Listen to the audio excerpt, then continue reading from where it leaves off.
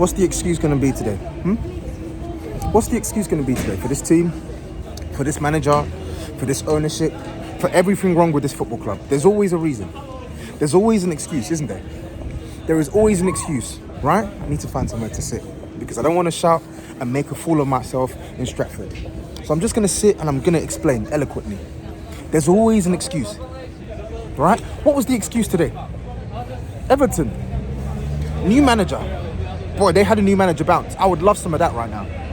I would love some of that new manager bounce right now because I've had it up to here. I've had it up to here. That win for Everton puts them 4 points behind Tottenham. It puts them 4 points behind Tottenham. Spurs are 15th. We are 15th. Whatever you think about, it could be worse, it is worse. It is worse. What's our excuse?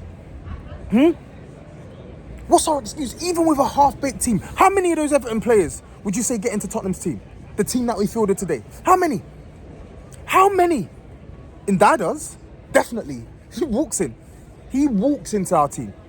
Right now. And he's not even a winger. But he can do the basic fundamentals of wing play, which is something that is severely lacking in our team. But it's not just that. There's so many things I want to talk about. There's just so many things I want to talk about. There's so many. There's too many things to unpick. There's way too many things to unpick about how pathetic this team are. You're 3-0 down to Everton. In 45 minutes, you are 3-0 down. This has been one of the worst teams in the league. This is a team that have tracked around the 18th to 20th place in terms of all the offensive metrics you can pick. Chance creation, shots on target, goals scored, right? XG, every single offensive metric that you can manufacture or conjure up or research, they have tracked in the bottom 3 or 4 sides the entire season. And they were 3-0 up today in 45 minutes. They should have been 4-0 up. That's what's crazy. In fact, 4-1, 5-1. Because we had one chance. I'll give us the chance that we had from Son, who played terrible today, by the way. Terrible. Again, 90% of the season, this is how he played. Right? They created 4 big chances. Organisation. It's not just a buzzword. It's not just a cliche. It's real. You need organisation. In spite of injuries, we know Tottenham are facing injuries. We've had a terrible injury crisis, so I'm not even skirting around it. The injuries we have had, they're horrible. It's an insurmountable amount of injuries. Like, it's actually, we can't cope. The team is literally not built to withstand the level of injuries that we've had to endure. But what does that mean? It means that we have to try and go about approaching games differently. It means that at the very least, we have to be defensively organised. We have to at least have some stability. If you don't have stability, where are you going to end up in this league?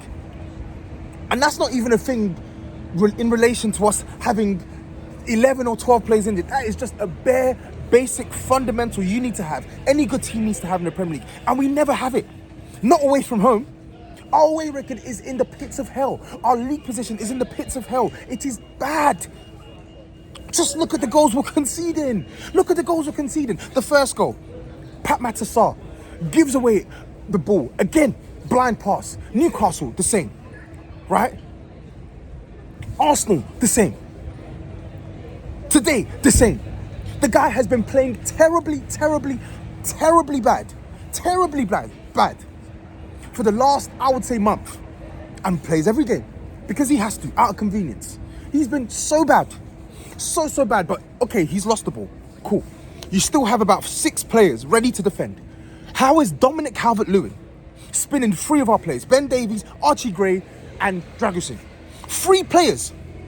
Dominic Calvert-Lewin. This guy hadn't scored in his previous 16 games, and we made him look like Messi today. We made him look like Suarez today. He was having a jolly up. Dominic Calvert-Lewin. Think that. Dominic Calvert-Lewin. And we all knew it was going to happen. Because all the stats were floating around before the game. He hasn't scored in 16. Dr. Tottenham, it's a real thing. It's a real thing. And it's generational. You want to know what a generational talent is? Dr. Tottenham. Dr. Tottenham, he was a wonder kid back in the 90s. Right? And he's been going strong. He's ultra consistent. World-class performances. World-class consistency. Dr. Tottenham. Because he does not fail to deliver. He doesn't fail to deliver. And you saw Dr. Tottenham put in his best performance today. Look at the goals we conceded. Look at the goals we conceded. And then the second goal, oh my goodness. 1-1-2. And then 1-2 between I think it was Ndai and either Doucouré or Gay. 1-1-2 takes out Sarr, takes out Bergvall, takes out our midfield. What midfield? Where was the midfield today until the 70th minute? Where was the midfield? Where was the midfield? 1-1-2 takes out our entire midfield, an entire line, if you can call it that. If you can call it that, a shambles of a midfield today. And then Ndai is running straight out of defence. 1-1-2 puts their left winger running straight at our right centre-back. And then the rest is history. The rest is history for Dragusin. And you know what? It's curtains now for him at Tottenham. It's curtains. He has to go. He is a bad fit for this team. Getting spun, rantangled.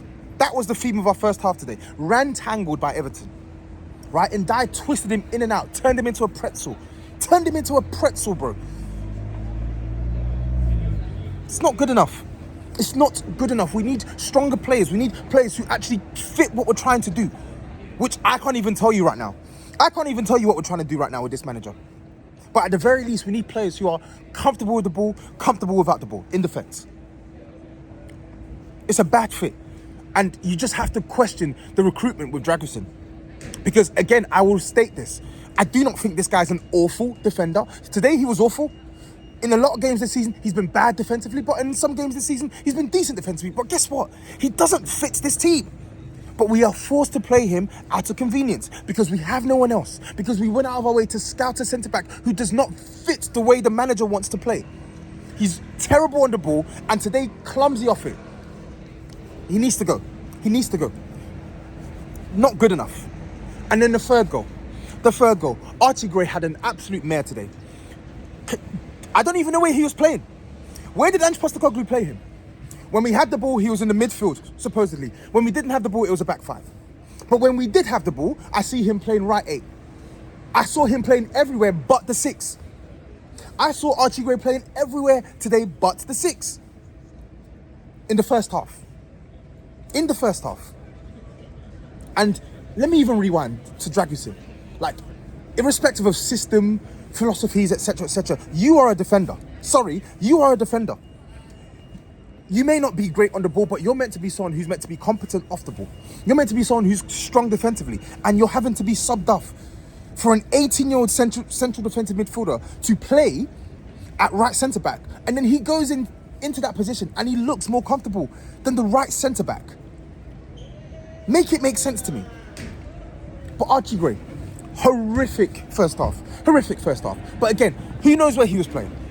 Who knows where anyone plays in this Ange Postecoglou setup? Who knows? The third goal. Oh my days. Set piece FC again. Ole, ole. Were the ole, ole set piece, but the opposite. They sing ole, ole set piece because they're scoring. We sing it. We don't even sing it. But I have to mention it because it's all we do. We concede from set pieces, from stupid positions. The third goal. There are 3 players before it gets to Brantford, and somehow the ball ends in the back of our net. There's 2 opportunities to win the duel. We don't win the first header, right? We don't win the second header, and then we concede. What kind of defending is this? Why is it only at Tottenham Hotspur we lack basic fundamentals defensively? Marking your man, winning your duels.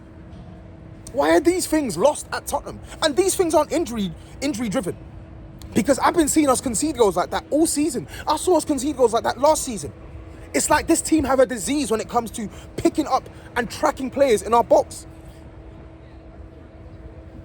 Even when we have the numerical advantage. Why? Why is it always us?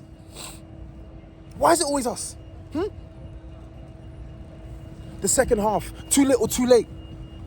He brings on Mikey Moore, who should have started. He should have started that game.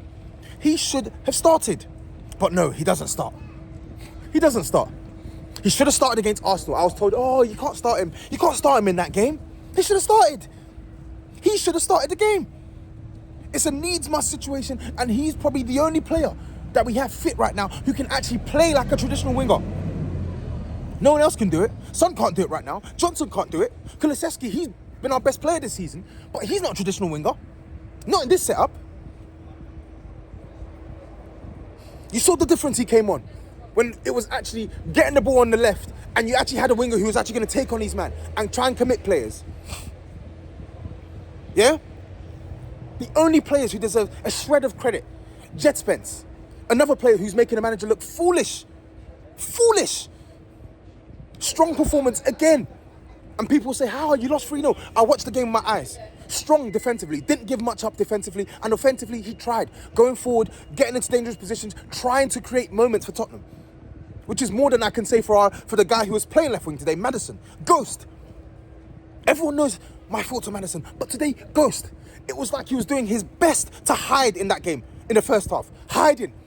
You're playing left, but when we're trying to play the ball out left, you're not there because you're trying to get into the midfield. When we're trying to play the ball in the midfield, you're hiding behind Everton's line, behind Everton's players. You're meant to be our creator in chief. You're meant to be our creator in chief. I'm sick to death of defending Maddison. And I will say it again, I do not think this guy's had a bad season. But performances like today, they only feed into the criticism that he gets. Because fundamentally, that is pathetic. You cannot play like that. A player of your supposed caliber and standing in this team, vice captain, you cannot play like that. And the same goes for Son, our captain. You can't play like that. Anonymous, missing big chances, missing openings, doing niche on the left, doing niche in central positions, losing the ball constantly. You cannot play like this. These are the players that we need to stand up and be counted for. Why is it Jet Spence? Spence, an outcast of the team. He's the one that's standing up. He's the one that's putting in consistent performances. Kulusevski, he wasn't great today, but he scored, he took his goal well, he tried. He's been pants, in my opinion, the last month or so, but he's trying.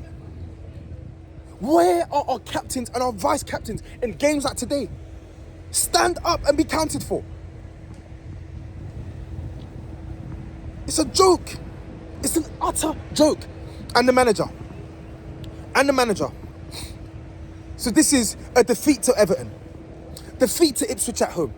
Draw on the opening day to Leicester. Right? And draw at home to Wolves. And who am I missing? And a win to Southampton. So this guy's beaten officially one of the 5 bottom teams in the Prem. The 5 bottom teams in the Prem, coincidentally the teams directly below us because everyone else is above us, he's only got 1 win. But I'm told, oh, it's just injury. It's just injury. It's just injury that's the reason why it took so long to bring on Mikey Moore. Really. It's just injury that's the reason why our midfield is always gaping. It's just injury why our defence has no organisation whatsoever. It's just injury. There's nothing he could do about Spurs being 3-0 down in 45 minutes. Nothing to do with the manager. It's all injury. And the thing is, I sympathise. I sympathise for Ange. I sympathise for any manager who'd be in this position.